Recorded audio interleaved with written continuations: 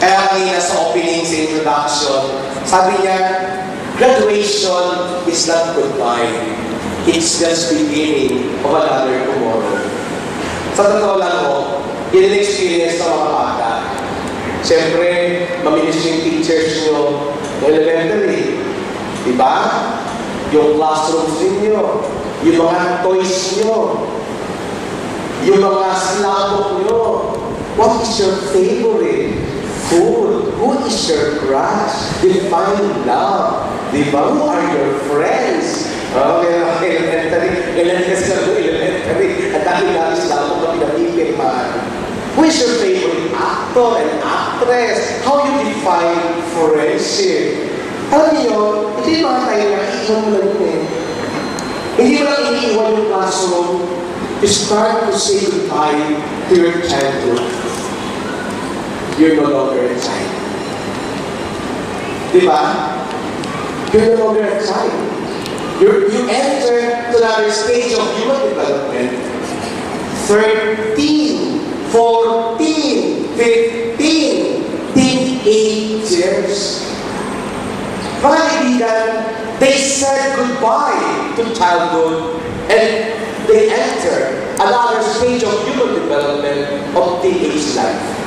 Kaya sasabihin ng mga magulang, anak, pagkakain yan. Susut mo, parang bata, dalaga ka na. Pag sinunod mo ang dalaga, pagkakain dalaga, pagkakain pa.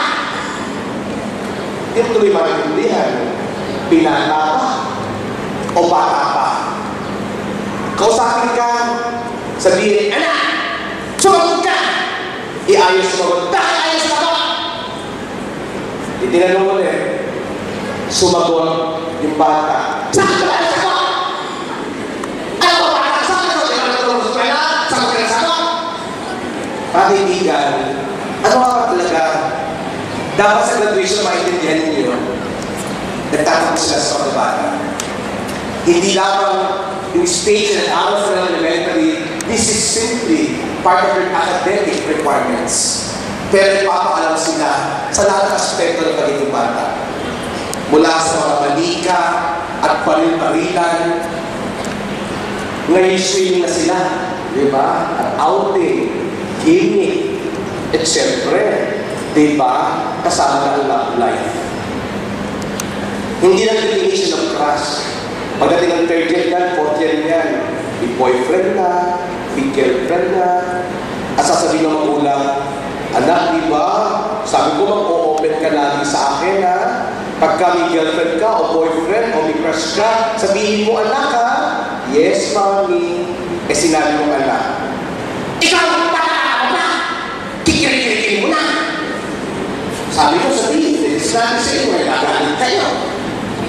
Mga kaibigan, maging prepare din kayo anong klase at anong buhay at anong pagsubok, anong mga challenges na nakapaloob sa pagiging dalagang binata ng inyong buhay.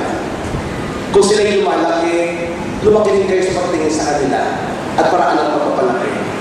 When they grow, not only in age, they grow also in wisdom. At tayo mga magulang ay dapat mag-adjust. And that means graduation. We graduate from what we think about our children and the way we manage our children. And we prepare ourselves to handle children, no longer children, but teenagers. Palakpakan natin ang Panginoon. We are afraid. Maraming challenges ang high school life. Be not afraid. Maraming challenges tayo mga magulang sa panahon ngayon. Be not afraid. Hold on Jesus. Kaya nga sa gospel for today, as we celebrate the solemnity of the Annunciation, we are being encouraged by God to protect our life, the life of your children, and the life of your family. Be not afraid, dahil ang tunay na laban ng ating mga anak ay kung paano sila tumatatag sa pamamagitan ng pagsubok. Kaya nasa recognition day natin ngayon at sa graduation day natin bukas, mga kaibigan, yung mga medalya, yung mga certificate, yung mga trophy, they're just symbols and recognition. But they are not the end of it. It's more of their pains, their challenges, their brokenness, their victories, and most of all, the suffering that they encountered, the scars they encountered along the way, along the journey of their experiences bilang mga bata.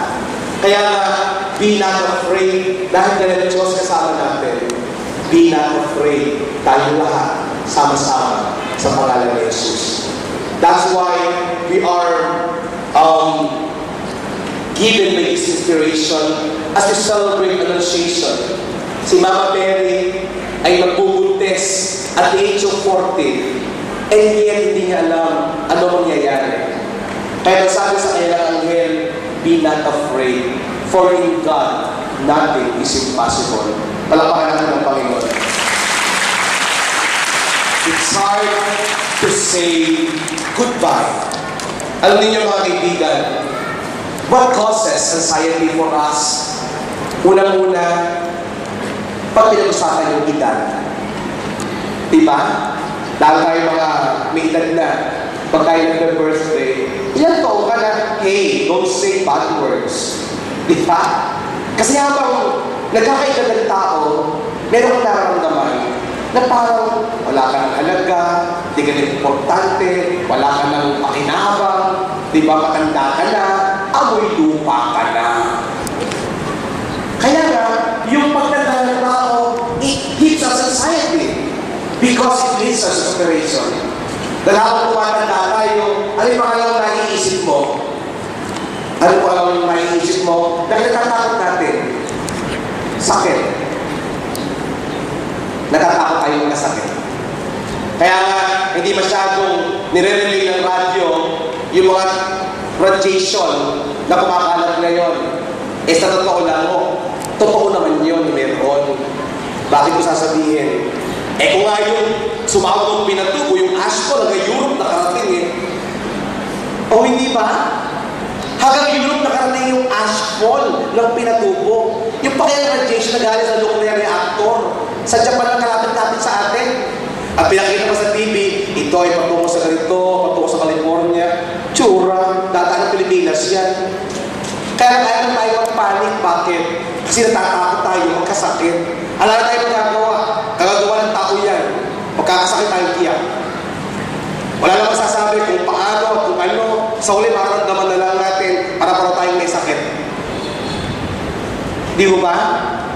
Natatakot ako kumain ng mga isda ang tao dahil nga doon sa tsunami. Siyempre, alin ba dagat niya? Isang dagat naman niya. Oh. Uy. Isang dagat naman niya na Pacific Ocean. Ako tayo sa Pacific Ocean. Kano maraming namatay na tao yung iyak. Yung mga isang buhay na buhay ngayon kahit puro naman ng tao kinakain. Iyak. Kaya malalaki ng mga isda. Iyak. Wala tayong magagawa. Andiyan na yan. Sickness is just around. Una-una lang. At sa uli, it's not only about old age, it's not only about disease, it's also about death. Takot tayong lahat mamatay. Alam mo sasabi, handa na ako mamatay. Yun yung masasabi mo lang yun. Pero sa huli, pag mamatay ka na, Lord, bakit ako? Pati na lang mo lang yung kapitbahay ko. Eh, may kabit yun, di ba yun ang mamatay? Eh, kaya namatay agad. But no one can never tell. Death is just around. And the worst that we think in goodbye is death. But only in the eyes of faith, we understand sickness, old age, and death. Because Jesus conquered all, life after death. Palakpakan natin ang Panginoon. Our response is, be with us, Lord. Please repeat. Be with us, Lord.